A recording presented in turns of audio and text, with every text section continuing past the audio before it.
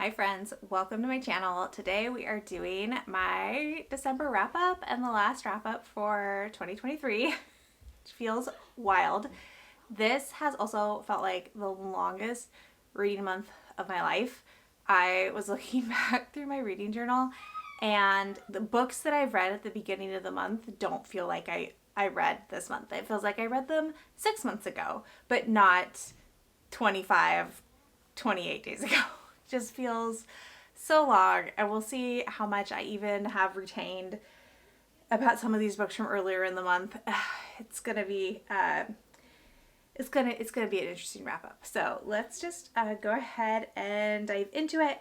We are just gonna go in chronological order because honestly, for the most part, my reading improved as December went along. All right, we're gonna start off with Meat Planet by Benjamin Aldiss Wargaft. This is nonfiction, and this is about artificial meat and food of the future. It's very philosophical. It's a very ethical type of book, very academic, like the idea of artificial flesh and what does it mean ethically if we are humans are a species of meat eaters, and just the ethics and morals that come with eating animals, especially the way societally animals that are raised to be slaughtered are treated and the conditions that they live in. So it's not a book I would necessarily recommend. It was a very weird, like, rabbit hole book for me to pick and to go down.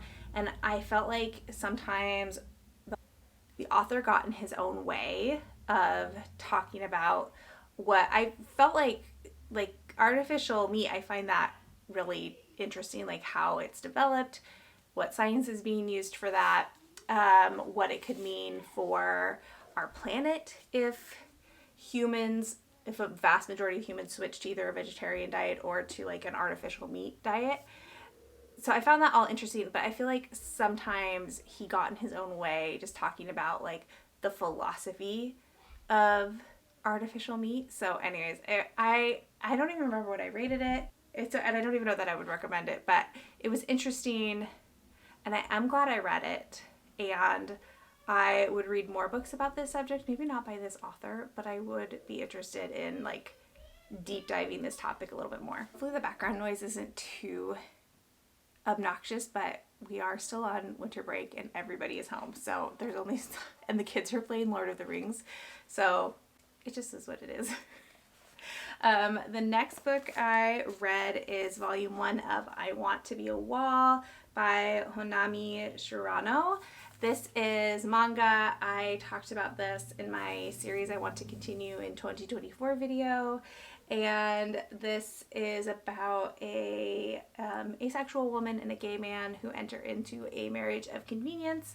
And first volume was really sweet, and I really loved watching these two people who have zero interest in each other romantically, but watch them like learn how to trust each other and be emotionally intimate. And I am really interested in reading more stories that explore a platonic affection and comfort and ease in a relationship rather than just romantic. And I am excited to see where their relationship goes, and also how they become more comfortable with their own identities, because they both definitely have some shame in their sexual identities. And so I'm interested to see what the author does with that in their character work.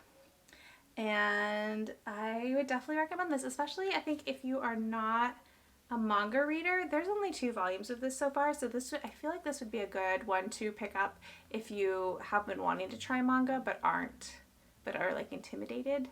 Like, I feel like this is a good one because there's only 2 volumes. All right, next up, this was a disappointing book for me, but I read Witch King by Martha Wells from my Lumicrate copy, and I started off liking this okay. I think this was too long. Oh, okay, what is this about? Do I remember what this is about?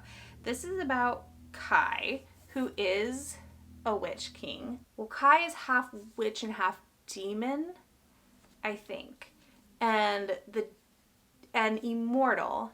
And then there's a necromancy component. So the body that Kai is existing in isn't his body.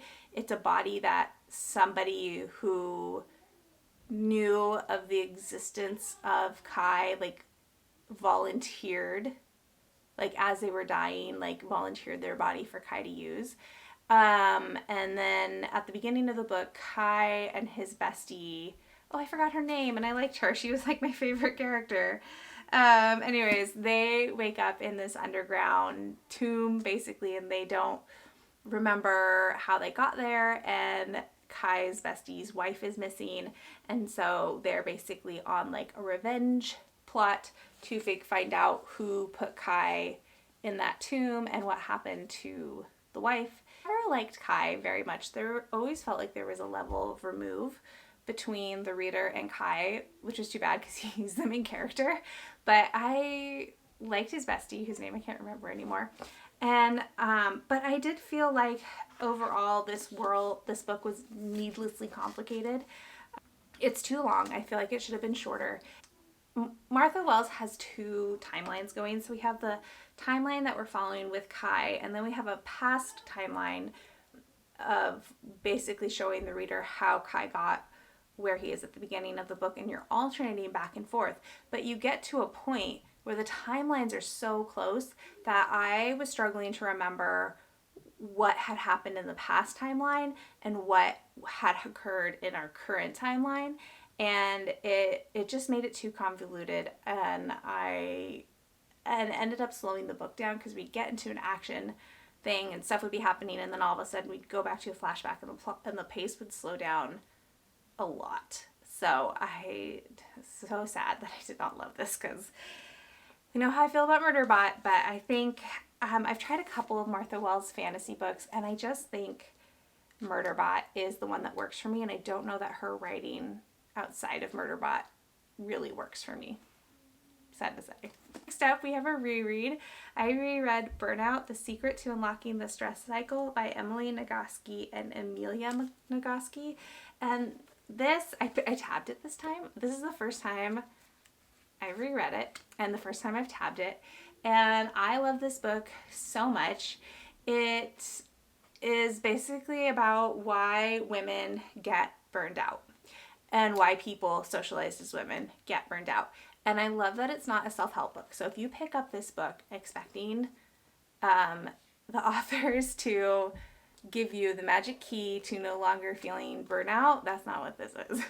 But this is tips for managing burnout and trying to lessen the impact of it, and giving you tools and tricks and coping mechanisms to make your burnout less intense. Because really, to get rid of burnout, we would have to get rid of like our entire social structure. And that's not gonna happen. So I really love the advice they give in. This book changed how I viewed working out and my emotional relationship with working out, which I cannot express how valuable that was, especially as somebody who like had an eating disorder, like, and still sometimes struggles with slipping back into those patterns. Like getting to have my relationship with working out totally restructured was just, it was so valuable. And I like use the things that this book talks about, if not every day, multiple times a week. So like highly recommend. Highly recommend. Next one I read was an ebook. I read The Price of Lemon Cake by Jennifer Ashley. This is a novella set in the Cat Holloway murder mystery series. And I don't remember which books it comes in between. I think it comes in between book 6, which just came out last year, and then book 7, which is supposed to come out this year. Or in 2024, I think. But don't quote me on that. We followed 2 people who are side characters in the regular series, solving a mystery for Kat that she is not able to go because of her station in life, because Kat is a cook for a wealthy family in London, and the place she needs to go to solve the murder is not open to women of her station, and so she enlists these two women who are acquaintances, who are nobility, to go and help her. And the price is that Kat will give their cook her lemon cake recipe because it is so good. So this was very much a comfort read. I love this series so much. I'm really excited for the next book to come out. And it was fun to be in this world, but be in two other characters' point of views. And then I read Here and Only Here by Christelle Debos. I don't know if it's Debos or Debo, but she's a French author, so this is translated from French into English. And this book was so weird. I'm still not sure if I know how to talk about it, but I'm gonna give it my best shot. So this is YA, but this centers at a school called Here, and this school is weird. There are things that happen. It's not quite fantasy, but it's definitely not realistic fiction either. I don't even know if it would count as magical realism because the things that are happening aren't even magical. They're just odd. So you're following several different kids at the school, and they're all about middle school age, though I would not say that this is middle grade by a long shot.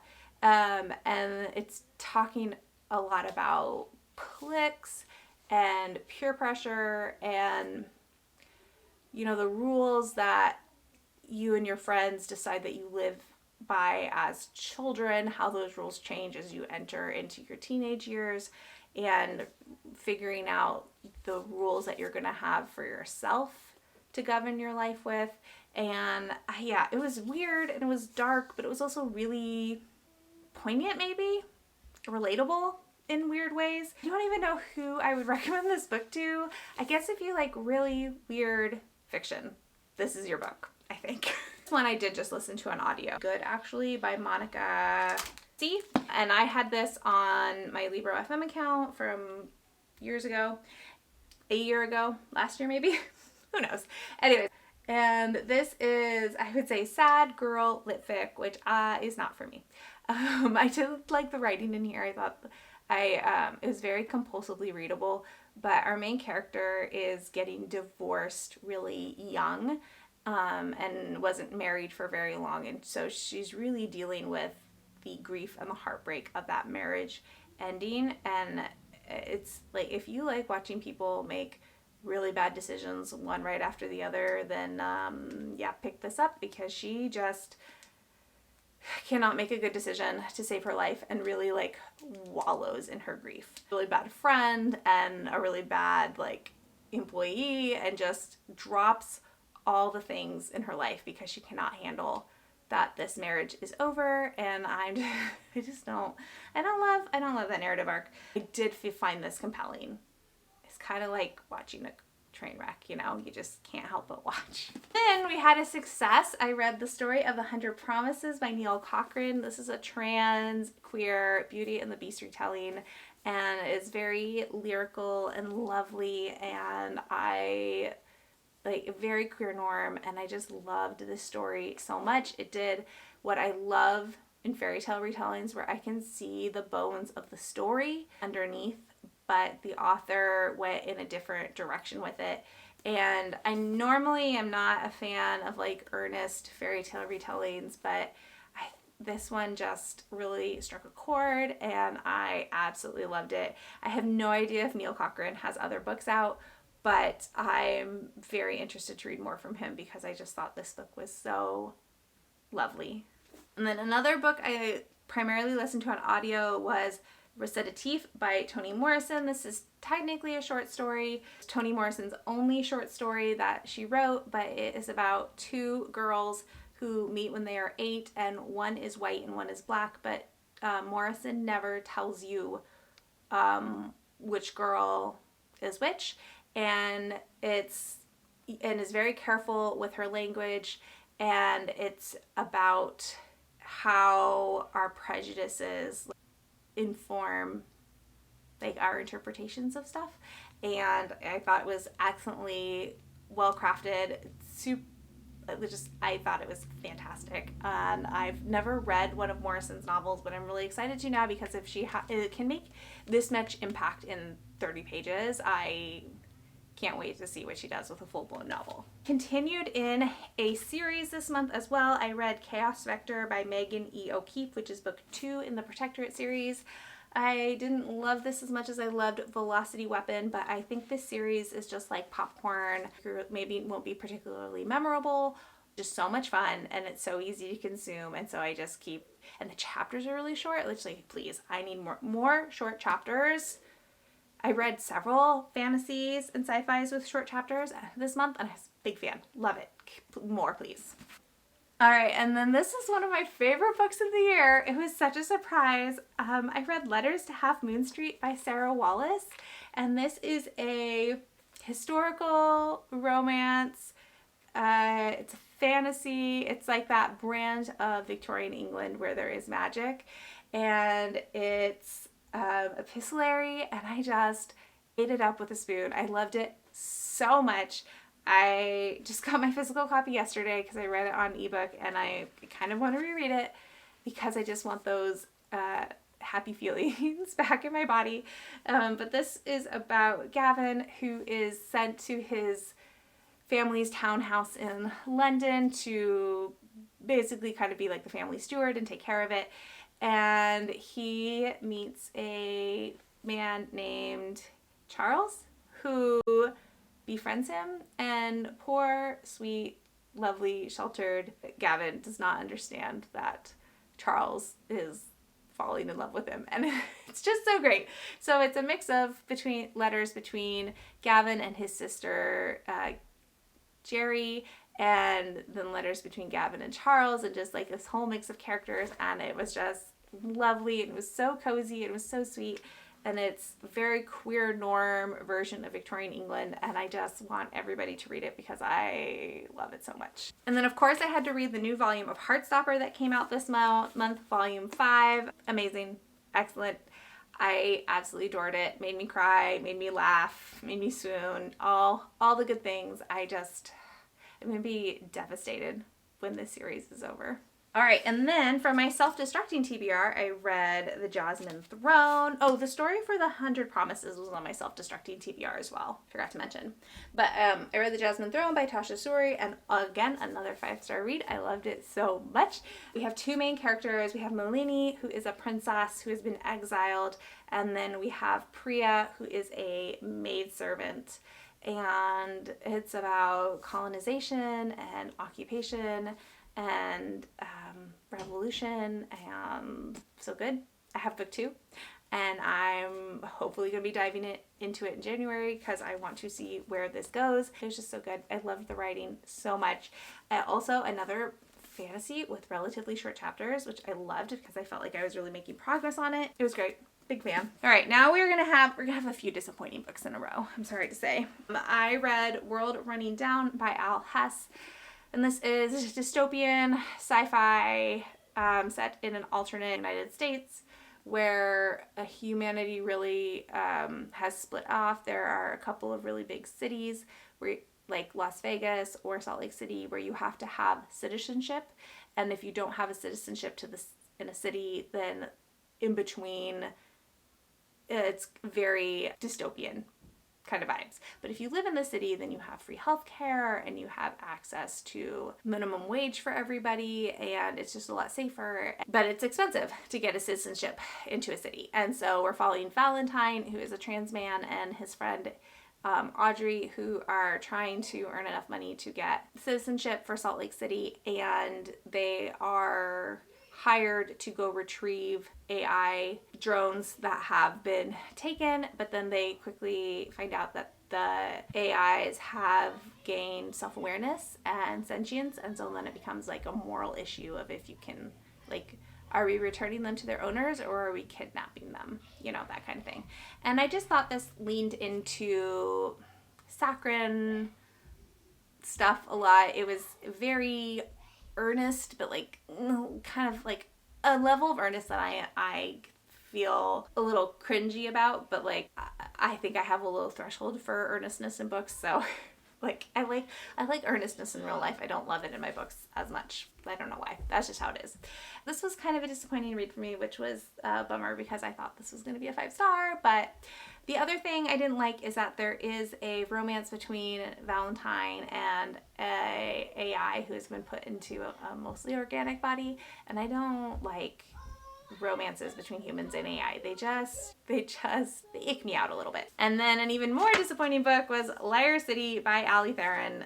This was supposed to be a romance, and there was not a romance.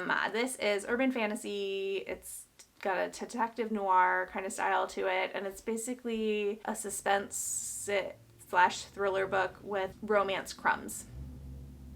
I didn't like it. And then I, as a palate cleanser, read a romance that I knew I would like and would actually be a romance, and that was We Could Be So Good by Cat Sebastian.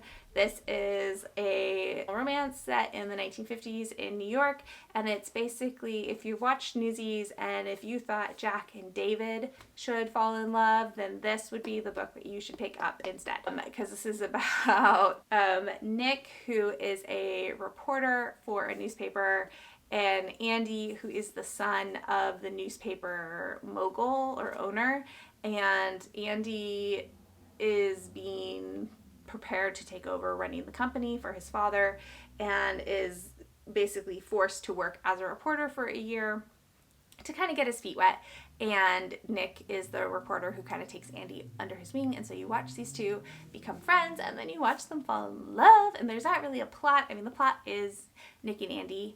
That's the plot, and it was really wonderful, and I love Cat Sebastian's writing, and I love the world that she crafts for her queer characters. And you do have, Nick is very much in the closet and has a lot of shame about being queer, and so you do watch Nick grapple with that. And so if that is something that maybe you're not ready to, like, if something you've experienced in your own life and you're not really ready to see that also in a book, then this might be one to dodge. But I think Cat Sebastian does a really lovely job of tackling that with a lot of grace and kindness, and it's not, I don't know, it didn't feel too stressful for me, but obviously something to know if you feel like you might want to pick this one up. And then I read a middle grade book. I read Dear Mothman by Robin Gao. This is told in letters and then verse. Well, the whole thing is novel and verse, but it's a mixture of letters and diary entries from, oh no, what's his name? From Noah, who is trans, but nobody in his life knows he is trans except for his best friend, who has recently died in a car accident. And Noah's really grappling with grief and with whether or not he's going to come out to anybody, and really, really missing his friend and trying to move on with his life even under that grief. It's really sad, but it was also lovely. It's not an all-time favorite. I wanted a little bit more resolution in the ending. I recognize that it's more realistic to not really have a resolution to Noah's grief or the questions that he's asking himself, but I do wish I'd had a little bit more resolution. That definitely would have made it like an all-time favorite, but it's still a really lovely book, and I think if you're a middle grade reader, you should definitely pick this up. It was fantastic. All right, and then I read If You'll Have Me by Uni. I think it's how you say the author's name. This is a YA graphic novel about two college people who meet and fall in love, and it's really sweet and, I don't know, really lovely. It's adorable. It's got all sorts of swoony feelings. I don't know. I had a really good time with it. I think if you're a fan of Heartstopper, this is not as good as Heartstopper, but I think if you're a fan of Heartstopper, this will give you similar vibes, and it's sapphic. So, and then the last thing I read this month, I listened to it on audio. I listened to Wolfpack, the Young Reader Edition by Abby Wambach. I needed a short audiobook to fill a void, and I had this on Libro FM already, and I'm not, oh no, it's fine. I'm not a soccer person. I'm not even really a sports person, but I really appreciated this message that Abby wrote. This is an adaptation of a commencement speech she gave at a women's college a number of years ago, and I just thought it was really wonderful. It's meant for younger people, but it was still pretty relevant to me as like an old, almost 40-year-old woman. So I did really enjoy that listen. Okay, we're going to talk about two things real quick before I wrap this up. First off, self-destructing TBR. I usually talk about this at the beginning of the video, but I forgot. I failed this month. I have 2 books for my self-destructing TBR that I did not read. Foundry Side and The Maleficent 7. And look, I know what the rule is. I'm not going to get rid of them. It's the end of the year. This month was a rough month personally, and I was just trying to read things that were going to give me joy, and I didn't get to them. But I am convinced I will really like Foundry Side, and I want to at least try Maleficent 7 to see if I like it or not. So I'm going to break my own rule and I'm not going to get rid of them. I'm going to keep them, and I'm going to try to read them in 2024. Self-Destructing TBR will not be continuing into 2024. I still want to have a reading challenge to focus on my unread TBR, but I don't know what that's going to be yet. But I do know it will not be what it was for 2023. So this is the last self-destructing TBR reference you will get in this video. And then the other thing I wanted to touch base on is that I am almost exactly halfway through Malice by John Gwen right now, but this will not get finished before the end of 2023, which is tomorrow. It's just not going to happen. But I did want to acknowledge that I am halfway through this, and will definitely be finishing it in January, and so you will see it in my January wrap up. But I have spent, this is all I've been reading for this last week between Christmas and New Year's, and I'm having an okay time. It's not I'll just leave it at that. I'm having an okay time. We shall see. So anyways, that is the end of this video for my last wrap up of 2023. Is wild to say, but here we are. Thank you so much for watching.